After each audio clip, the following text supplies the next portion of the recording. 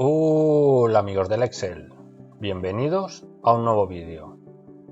Aprendamos cómo enviar correos masivos desde una tabla Excel. Para ello vamos a utilizar esta tabla donde disponemos de los nombres de los alumnos, su calificación, su correo y la nota que le ha dado el maestro o profesor. Esto lo vamos a hacer utilizando Word, donde adjuntaremos una carta con el nombre, la calificación y la nota del docente. Y esto es tan sencillo como nos vamos a correspondencia, seleccionar destinatario, usar una lista existente. Yo en este caso la tengo en el escritorio.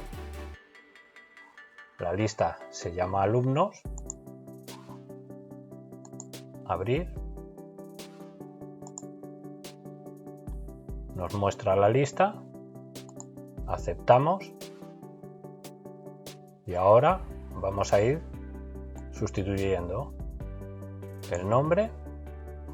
Insertar campo combinado.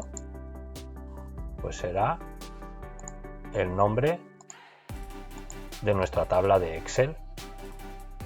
La calificación. Volvemos a insertar la calificación de nuestra tabla de Excel. Y la nota, como podéis ver, está entre corchetes y cuando lo selecciona le pone estos símbolos al lado.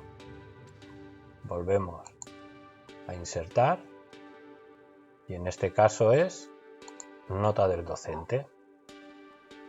Podemos ver una vista previa de cómo se van a ir enviando los correos y ahora finalizar, enviar mensaje. El para va a ser el correo que tenemos en nuestra tabla Excel. Y el asunto en este caso vamos a poner calificaciones y le damos a enviar. Como podéis ver, se están enviando todos los correos. Recordad que hay que tener instalado el Outlook en vuestro equipo. Ahora, si nos dirigimos a Outlook, podemos ver que se han enviado todos correctamente. Bueno, espero se hayan resuelto tus dudas. Si te ha gustado, dale a like, comparte y suscríbete para más vídeos como este. Déjame en los comentarios qué te ha parecido el contenido, cómo puedo mejorarlo o si quieres que haga algún tutorial específico. Me ayudarás mucho. También puedes seguirme en las redes sociales.